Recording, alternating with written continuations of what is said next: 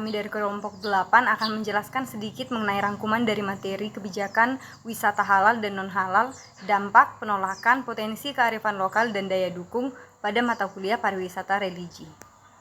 Pariwisata religi merupakan suatu kegiatan wisata yang memiliki nilai spiritual dan keagamaan yang dapat berkembang dalam bentuk wisata halal maupun non-halal.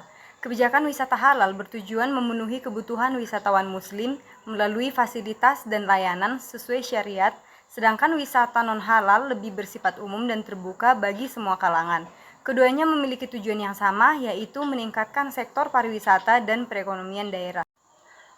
Penerapan kebijakan wisata halal dan non-halal memberikan dampak positif seperti meningkatnya kunjungan wisatawan, terbukanya lapangan kerja, serta meningkatkan citra destinasi wisata. Namun, jika tidak dikelola dengan baik, kebijakan tersebut juga dapat menimbulkan konflik sosial, perbedaan pandangan budaya, hingga penolakan masyarakat terhadap labellisasi wisata halal. Karena itu, setiap kebijakan, kondisi sosial dan budaya daerah setempat. Selain itu, kearifan lokal menjadi kekuatan utama dalam pengembangan pariwisata religi karena mampu menjaga identitas budaya sekaligus menjadi daya tarik wisata.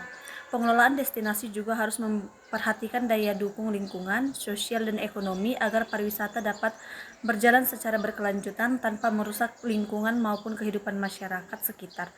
Dengan demikian, keseimbangan antara ekonomi, budaya, toleransi, dan keberlanjutan menjadi kunci utama keberhasilan pariwisata religi di Indonesia. Selanjutnya kami juga akan menjelaskan sedikit rangkuman mengenai materi perencanaan pariwisata berbasis masyarakat dan pemberdayaan melalui potensi SDM dan SDA pada mata kuliah Strategi Pengembangan Perencanaan dan Pengembangan Pariwisata Budaya dan Keagamaan. Kesimpulan dari materi ini adalah bahwa pariwisata berbasis masyarakat atau Community Based Tourism atau CBT merupakan konsep pengembangan pariwisata yang melibatkan masyarakat lokal sebagai pelaku utama. Tujuannya bukan hanya untuk menarik wisatawan, tetapi juga meningkatkan kesejahteraan masyarakat tanpa merusak lingkungan, budaya, dan lingkungan sekitar. Dalam penerapannya, masyarakat ikut berperan mulai dari perencanaan, pengelolaan, hingga pengambilan keputusan. Potensi yang dimiliki daerah seperti alam, budaya, kuliner, kerajinan, dan kemampuan masyarakat dapat dikembangkan menjadi daya tarik wisata yang bernilai ekonomi.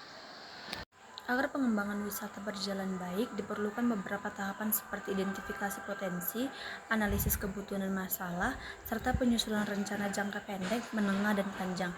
Selain itu, pemberdayaan masyarakat melalui pelatihan, pembentukan kelompok pengelola, dan penguatan UMKM juga sangat penting supaya masyarakat memiliki kemampuan dalam mengelola wisata secara mandiri dan profesional. Konsep CBT memberikan banyak dampak positif, seperti meningkatnya pendapatan masyarakat, terbukanya lapangan kerja, meningkatnya rasa memiliki terhadap daerah wisata, serta menjaga kelestarian lingkungan dan budaya lokal. Namun dalam pelaksanaannya masih ada tantangan seperti kurangnya inovasi, minimnya promosi, keterbatasan infrastruktur, dan konflik internal masyarakat.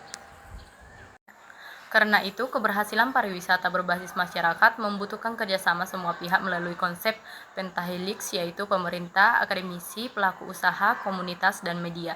Dengan kerjasama tersebut, pariwisata dapat berkembang secara berkelanjutan, memberikan manfaat ekonomi, sekaligus tetap menjaga identitas budaya dan alam daerah wisata. Sekian dari materi presentasi kami. Terima kasih.